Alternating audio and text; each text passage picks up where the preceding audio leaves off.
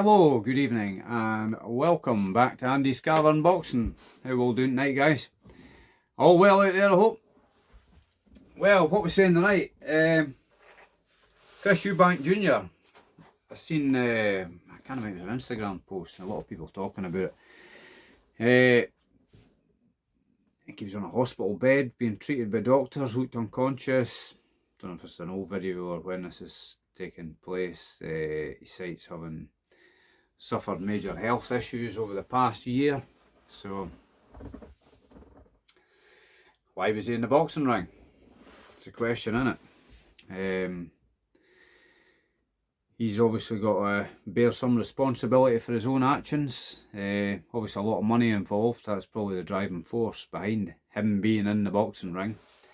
I think the initial date was delayed, wasn't it, for the rematch with Conor Benn. I can't remember if it was September, October, but it was delayed. I think it was September. It was meant to be originally, and then it got delayed till November. So he obviously bears some responsibility himself. Is all this weight cutting? I mean, it's not clear what the health issues are, but is all this weight cutting, draining himself down, is that contributing factors to whatever's wrong with him now? And unless we knew what was wrong with him, we can only speculate. Said he won't fight again till he's 100%. Will he fight again? Has he got permanent damage done to him? We don't know. But like I say, we can only speculate. My question is, how stringent are the medicals carried out by the British Boxing Board of Control on fighters before the fight? Both physical and cognitive as well. I mean, there's guys whose speech is obviously affected by years of boxing, and they're still getting licensed to fight. So, what's going on, eh? If he, I mean, my opinion when I saw the fight, the rematch, I initially thought, Jesus, he looks really thin. He looked like somebody that came out of World War II concentration camp almost. I was kind of a bit taken aback, and then I thought, initially I thought he'd done the weight better than the last time, but obviously not. And he was just going through the motions, almost like just trying to get through the fight. I mean, fair play to him for lasting to the end, eh? That's just going to have done him further damage, isn't it? So I don't know what you guys think about it, but I certainly think the Boxing Board of Control have got questions to answer as well. And it's only people like Talk Sport that seem to get access to them to ask these questions. But will they ask the right questions? That's always the concern. So will we see Robert Smith, the chairman of the Boxing Board of Control, or no control, or whatever you want to call it, being interviewed on this matter? I don't know. I mean, Eubank's got some responsibility himself. He's got a sign to say he's fit to fight, isn't he? So it is a disturbing set of circumstances, isn't it? You don't want to see people like that. And I know afterwards he didn't want to take in away for Conor Benn's victory.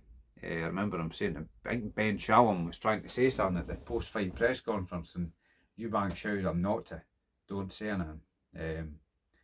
So obviously he wanted to be gracious in defeat, didn't he? So, but I think it needs looking at how stringent these medicals are. If they've deemed him fit to fight, it's one thing himself saying he's fit to fight, but he could be in some cases, in some respects, being a bit of denial, thinking I can still do it, but obviously he couldn't. Yeah, not good at all. And he actually comes across as quite honest, so he's maybe, but then he could be lying to himself to thinking that he can do it when he can't. He could be a bit deluded that way, but I don't know.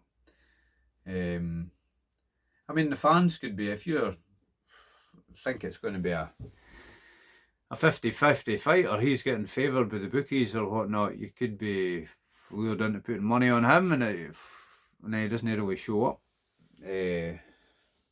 fully fit. So could the fans feel shortchanged that way, or I don't know.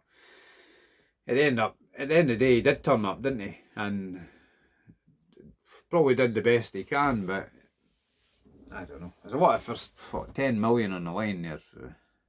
It's a lot of money, isn't it? If he wouldn't be getting the 10 million if he didn't turn up, would he? So it's one of the ones, eh? It's one of these ones that's it's no.